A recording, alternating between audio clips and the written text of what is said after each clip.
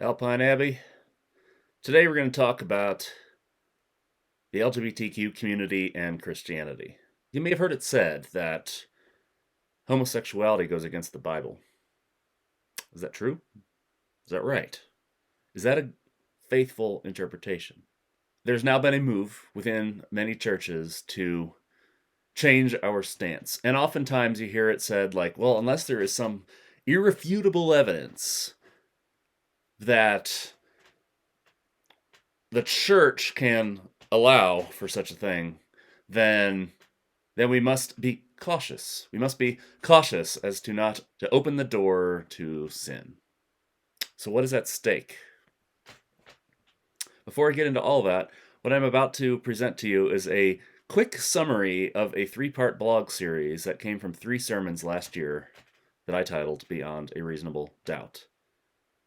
The links will be in the video tag, so if you want a more in-depth view, you can check that out. When you look at Scripture, Jesus holds the harshest critique towards religious people that use the letter of the law of religion to exclude people. He calls such people whitewashed tombs and refers to their father as the devil himself. There seems to be grace for those who are seeking to do the right thing, but may screw up along the way. Now, a lot of this argument today is focused more on the marriage of same-sex and not talking about so much the T and the questioning and queer aspects of it. It's a broad conversation, and only so much I can do in a quick video. So today I'm going to pull out the texts that are supposedly used to clobber those of us who affirm the sacred worth of homosexual people. Let's first talk about Sodom and Gomorrah. I'm sure you've heard about this one. Cities were destroyed because of homosexuality.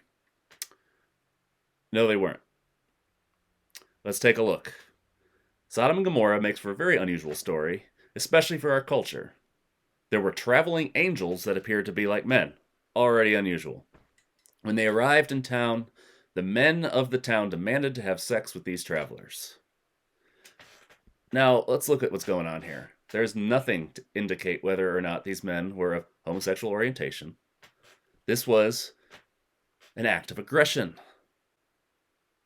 And in this setting, in this time, such things happened. It wasn't that unusual.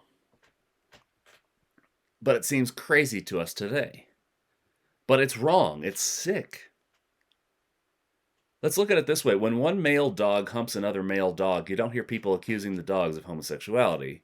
It's a move of dominance, and that is exactly what was happening in Sodom and Gomorrah. There was no consent. The story did not say that God destroyed the city because the men of the town fell in love with the travelers, and they mutually got together, enraging God. Rather, it said an angry mob of men demanded these men be handed over against their will. To be what? To be raped. Now, the story does not say whether there is any sexual lust. But if it was about sexual lust, why were the men of this town not sexual lusting after each other rather than these new travelers? How do we know this? Well, there's a lot of scriptures that talk about Sodom and Gomorrah. These scriptures are texts like Isaiah 1, 3, and 13, Jeremiah 23, 49, and 50, Amos 4, Zephaniah 2, Deuteronomy 32, Matthew 10 and 11, Luke 10 and 17, Romans 9, 2 Peter, and Revelation. Clearly, this comes up a lot. You know what was not brought up in these texts? Same-sex love. Now, in Ezekiel describes Sodom and Gomorrah in chapter 16, verses 49 and 50. And it said this: "This is the sin of your sister Sodom. She and her daughters were proud, had plenty to eat, enjoyed peace and prosperity, and they didn't help the poor and the needy. They became haughty and did detestable things in front of me. I turned away from them as soon as I saw it." Not all of them are sexual. Maybe he was talking about that. Maybe not. Now, Jude also makes reference to this. And Jude uses a very unusual word. Jude says, "Likewise, Sodom and Gomorrah and the surrounding cities, which in the same manner as they indulged in sexual immorality, and pursued unnatural lust. Unnatural lust. Now, what's interesting here is that the Greek word that he used for it was not porneia, the Greek word that means sexual immorality. It's often translated to fornication. Now, lust is problematic. Lust controls us instead of us controlling our urges. But it says the actual words, strange flesh, which is not a phrase that was used to describe same-sex sexual actions in that time period. Next, we have the infamous Leviticus text. If a man lies with another man, he has committed an abomination. Here's the thing about Leviticus. First of all, it was separating practices of the Jewish people from the people around it. Leviticus is addressing how Israelites can separate themselves and be set apart, be holy. Now, what's the backstory here? Judaism, in that time period, unlike Christianity, grows by reproducing, having kids. It was not a evangelical form of religion. It was not sharing your faith that spread Judaism. It was reproduction. The Jews needed to reproduce as much as they could, and they needed to look differently from the Egyptians and the Canaanites. Now, the Canaanites, this was a practice. The Canaanites were people that were in the area of what is now Israel. And they had this religious practice for the purpose of fertility, and it was called temple cult prostitution. These rituals were thought to bring blessing of the gods and goddesses on their crops and livestock production. These rituals, whole families, including husbands, wives, mothers, families, daughters, sons, cousins, aunts, uncles, would sometimes have sex with each other and the temple prostitute. In other words, it's not that simple. Maybe it is a prohibition on all same-sex activity, but there's not definitive proof that it is. But it does seem to line up with one of the issues going on in the Canaanite culture. The other big aspect about this is that it was addressing idolatry. This worship of this cult prostitute is idolatry, and God hates idolatry. Not just because God is petty and jealous, but because idolatry, literally in that time period, often involved human sacrifice. Problematic. We don't want to open the door to idolatry. So, that brings us to the next big clobber verse. Romans 1. Paul talks about after worshiping idols, that for this reason God gave them over to degrading passions. Their women exchanged natural intercourse for unnatural, and in the same way also the men. And it lists this whole downward spiral. They were filled with every kind of wickedness, evil, covetousness, malice, murder, envy, strife, deceitfulness, and it goes on. Now, if we look at this verse, we note that Paul is suggesting here, from his understanding of what is called natural law, which is a philosophical term, that homosexuality in this case is a result of sin, but is not in itself prohibited. Also, when you're looking at this whole downward spiral, now we know there are many people in the LGBTQ plus community who deeply love God, seek to honor God, and do not fall into this downward spiral. So what is Paul's message here? If Paul is wrong on natural law, is his message wrong? No. Paul's message is about idolatry. That is the message. There are negative consequences to idolatry. Paul just happened to make certain incorrect statements regarding natural law. But idolatry is the focal point. What is interesting is in this statement, Paul uses two Greek terms that suggest that these urges, these sexual urges, are contrary to nature.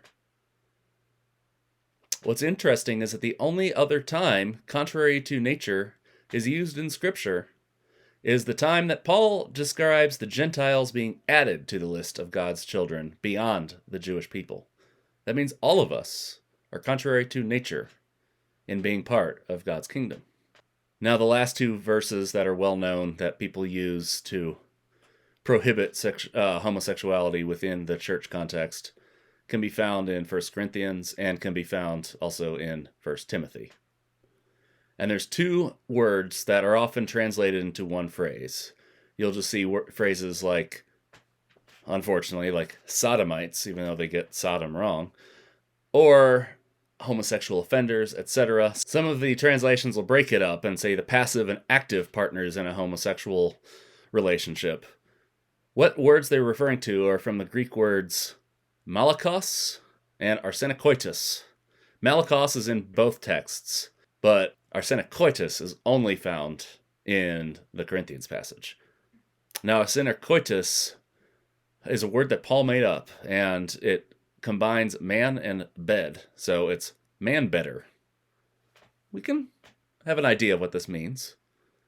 But what's interesting, when this verse is found in Paul's writings, and it's only found in Paul's writings or people that followed in Paul's footsteps, and it's only used a very small handful of times in history. It's not used in the regular Greek language. And it's always either found within economic sins, when there's a list of sins, and this word comes up. The only time this word comes up is in a list of sins. And sometimes it's wedged between sexual sins and economic sins. This suggests a power imbalance. This suggests that there is some sort of exploitation happening here.